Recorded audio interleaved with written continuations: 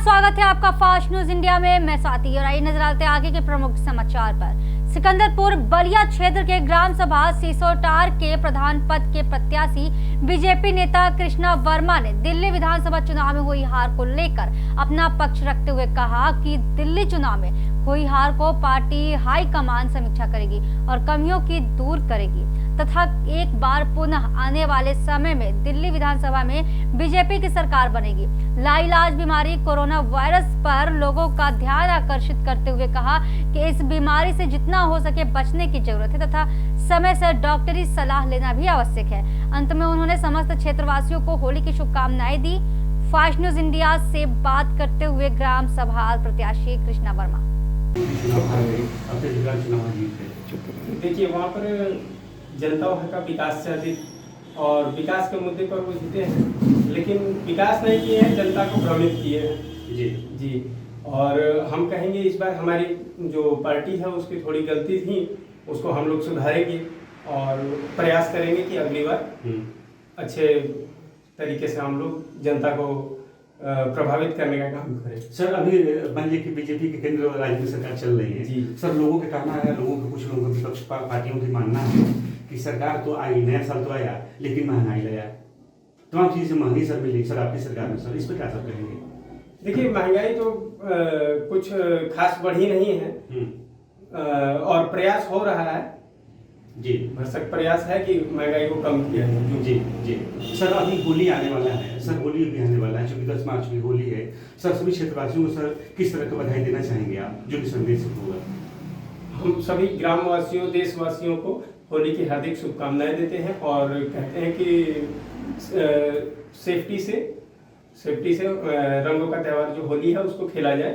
ठीक है सर, देखा जाए तो एक ग्राम सभा के यहाँ पे भावी प्रत्याशी हैं जो मैदान में उतरे हैं सर, किस मुद्दे पर सर चुनाव लड़ेंगे आप? बिल्कुल विकास के मुद्दे पर चुनाव लड़ेंगे सर। सर किस तरह का अपनी ग्राम सभा में विकास नहीं हुआ जो उस विकास पर चुनाव लड़ेंगे आप सर? ग्राम सभा में बिल्कुल विकास हुआ नहीं सर जी। कोई भी ना स्ट्रीट लाइट्स है, ना रोड्स हैं, ना नाले ठीक है, तो इन सभी का और ना एजुकेशन है, विद्यालय ठीक से नहीं चलते हैं। क्या इससे पहले जो सरकारें हैं, इसके पहले जो भी प्रधान विकास नहीं किए गाँव में? बिल्कुल नहीं किए जी। लगातार 2 बार से प्रधान बन रहे हैं, वो भी अभी तक कोई विकास का कार्य नहीं किए हैं। जी।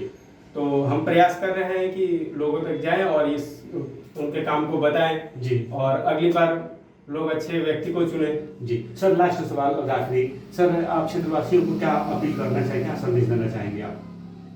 सभी से यही कहेंगे कि अभी तो कोरोना वायरस का ज़्यादा प्रभाव चल रहा है, तो सभी लोग सफाई बरतें, अपने सर साफ रहें, हाथ जो है साबुन से धोएं, हाथ प्रॉपर साबुन से धोएं। जी, धन्यवाद। और मांसाहारी का सेवन न करें। जी सर, फास्ट न्यूज़ बात करने के लिए आपको धन्यवाद। जी। खजुरी बलिया थाना क्षेत्र के करमर गांव के निवासी मोहम्मद सरफराज अहमद का लोक सेवा आयोग की परीक्षा में समीक्षा अधिकारी के पद पर उनका चयन होने पर गांव में स्वागत किया गया। मोहम्मद सरफराज ने अपनी सफलता का श्रेय मेहनत करने के साथ ही लोगों की आशीर्वाद को दिया। कहा कि यदि कोई भी व्यक्ति की इच्छा शक्ति, लगन और धैर्य रखे तो वह अपने मंजिल को आसानी से पा सकता है। वहीं पर प्रधान प्रतिनिधि राजेश सिंह ने कहा कि मोहम्मद सरफराज अहमद की सफलता से पूरा गांव गौरवान्वित हुआ है और इस अवसर पर खड़क बहादुर सिंह, राजा राम सिंह यादव, हाफिज एहसान, निरंजन सिंह, गोविंद चौहान, सगीर अहमद, शमीम अहमद, निसार अहमद, शादाब अहमद, सलामुद्दीन सिंह, अंबुज सिंह आदि लोग उपस्थित रहे। बलिया से हमारे संवाददाता धनंजय प्रसाद की रिपोर्ट। सबका है ठीक चल बोलिए। सर सर्वप्रथम अपना परिचय बताएं। मैं मोहम्मद सरफराज करमर गांव का रहने वाला हूँ। जी सर, अभी टीवियों पे सर, अभी अखबारों में पता चला कि अभी आपको बड़ी कामयाबी मिलने वाली है, तो सर किस तरह की कामयाबी है उसको परिचय दें सर।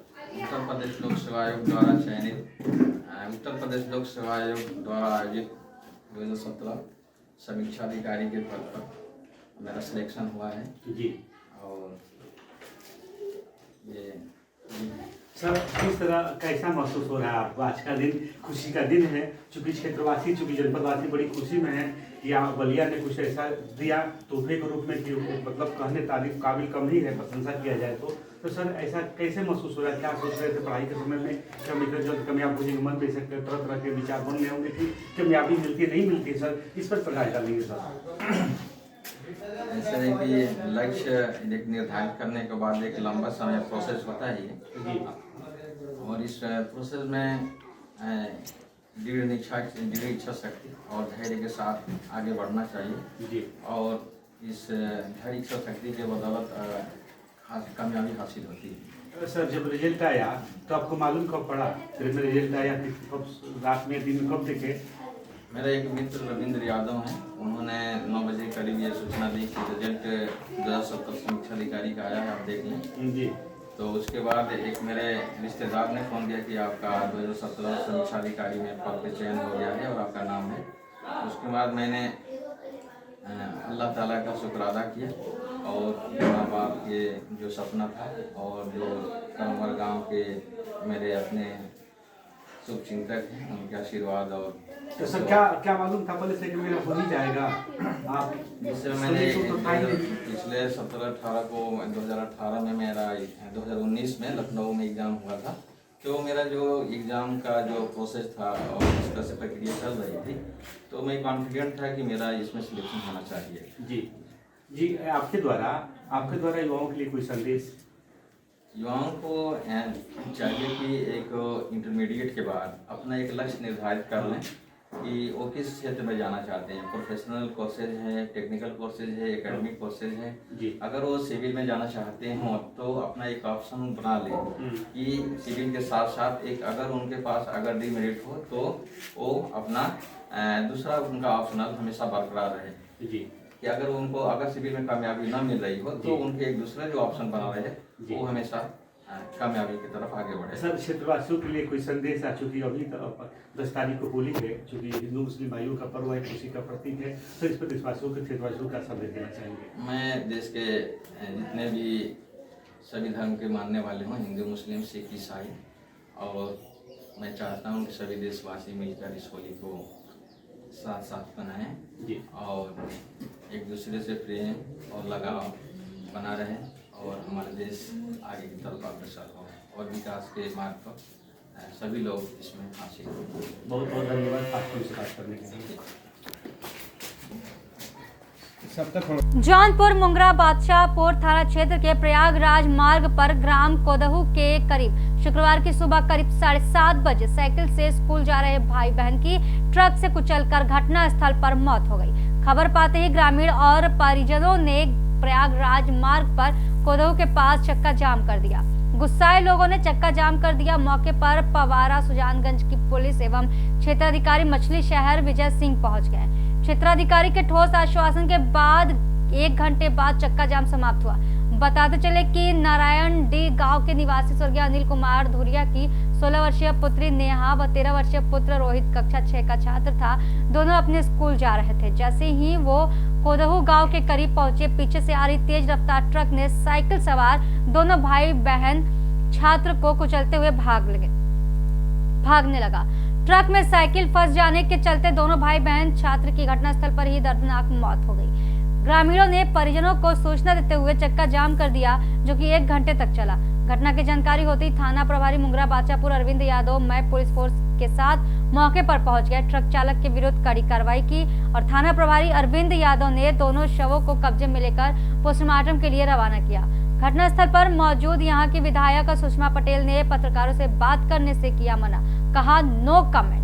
पीड़ित परिवार की सहायता के नाम पर केवल आश्वासन, ना तो विधवा पेंशन, न ही आवास पीड़ित की कौन सुने। जौनपुर मछली शहर से हमारी संवाददाता नेहा पटेल की रिपोर्ट।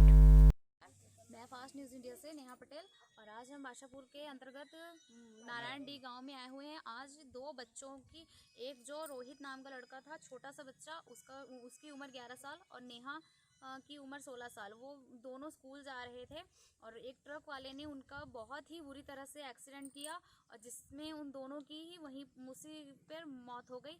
तो इनके यहाँ के लोगों से थोड़ा सा हम बातचीत करेंगे। तो भैया आप अपना नाम बताइए पहले। मेरा नाम आलोक सिंह है। बताइए भैया इनके बारे में थोड़ी कुछ। इनकी परिस्थिति आप देख ही रही हैं, क्या पोजीशन है। इनके पास कोई भी कार्रवाई है नहीं, मतलब कोई सहारा है नहीं, ना इनके पास खेत है ना दुकान है, कुछ मतलब कोई भी काम नहीं है इनके पास। मोबाइल बंद कर दीजिए, मोबाइल बंद कर दीजिए। रहने के लिए और रोड पे जाम लगी हुई थी और गाड़ी जो है ओवरटेक करके बच्चे के ऊपर चढ़ा दी गई, यही बात। तो बच्चे तुरंत खत्म हो गए ऑन द स्पॉट खत्म हो गए। और अभी मिट्टी कहाँ आएंगी, मतलब बॉडी? तो थाने में चली गई। अच्छा, तो ये बताइए इनके घर में और कौन कौन है? घर में बस माँ है, एक बच्चा है, बाकी कोई नहीं। और दोनों भाई बहन तो सारी। पापा नहीं थे उन बच्चों के? पापा तो 4 साल पहले ही खत्म। और भाई कहाँ है?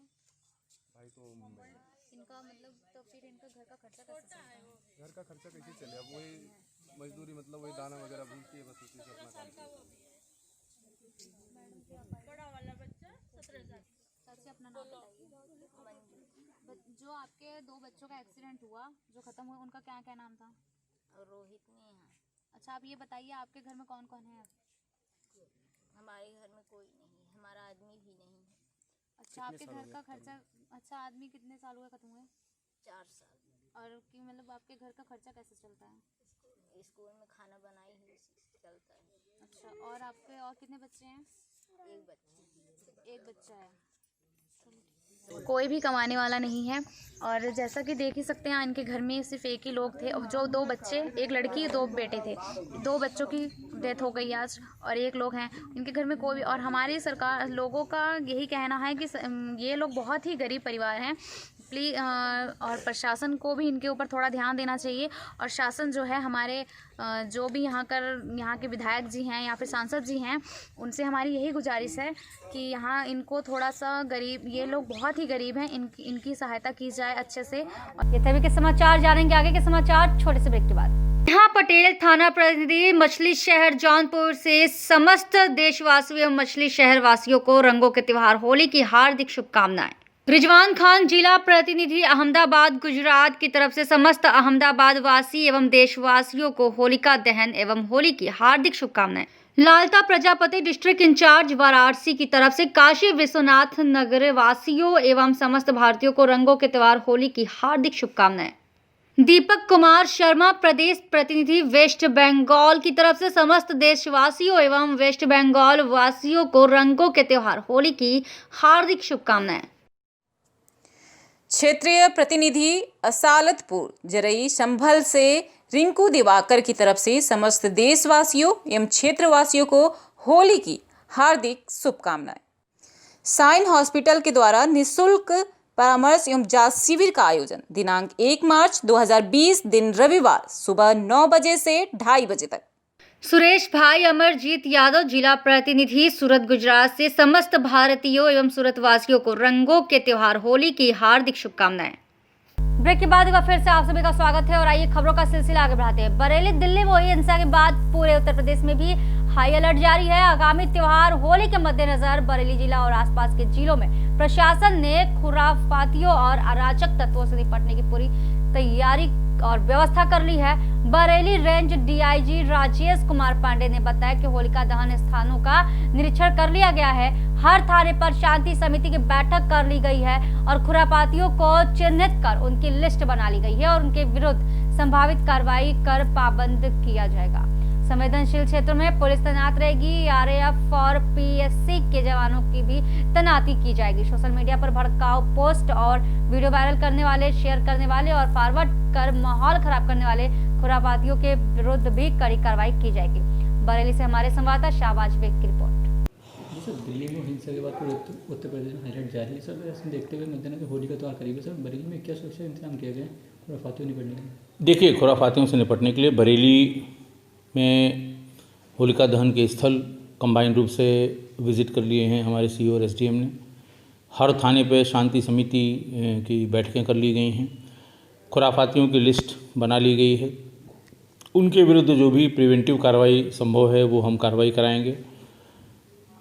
सभी संवेदनशील स्थानों पर इस बार अच्छी ड्यूटी लगाई गई है। कुछ हम रेंज में, जैसे शाहजहांपुर में जो 2 बड़े जुलूस होते हैं आपके छोटे लाट बड़े लाट के, उनकी सुरक्षा व्यवस्था भी प्रॉपर की गई है। उनको तो और ज़िलों से भी फोर्स इकट्ठा करके हमने दी है।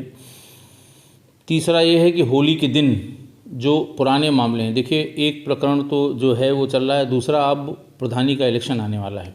इसको लेके हर गांव में पूर्व प्रधान और वर्तमान प्रधान के बीच में तनाव ये परिलक्षित हो रहा है।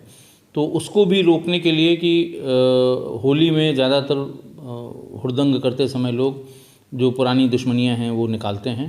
तो उसमें इस तरह के जहाँ ग्रुप हैं पूर्व और वर्तमान के बीच का, उनको भी हमने सूचीबद्ध कर लिया है और उनके विरुद्ध प्रभावी कार्रवाई हम करेंगे।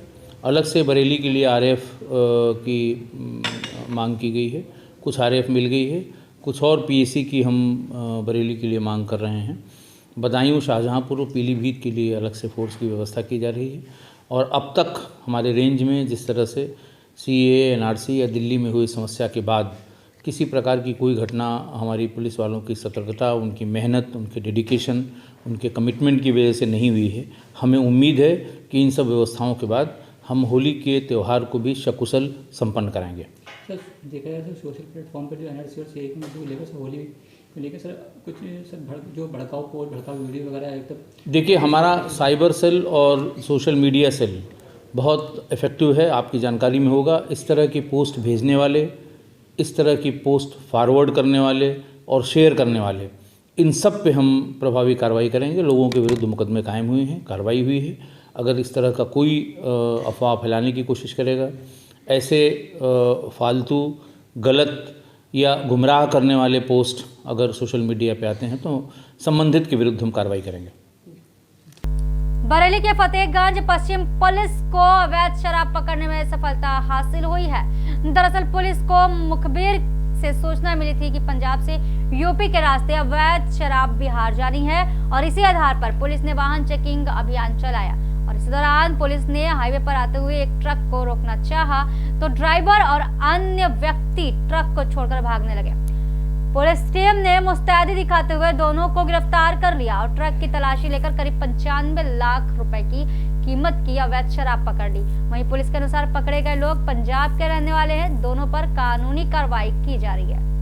बरेली से हमारे संवाददाता शाहबाज बेग की रिपोर्ट।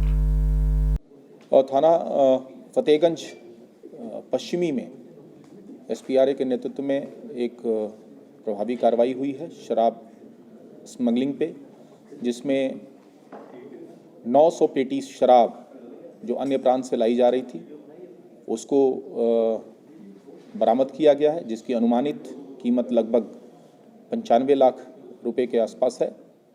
साथ ही साथ 2 लोगों को गिरफ्तार भी किया गया है। दोनों लोग लुधियाना के रहने वाले हैं। ये दोनों कैरियर्स हैं।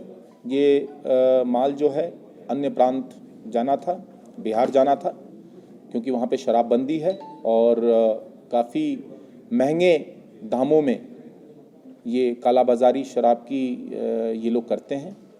इस उद्देश्य से ये जा रही थी।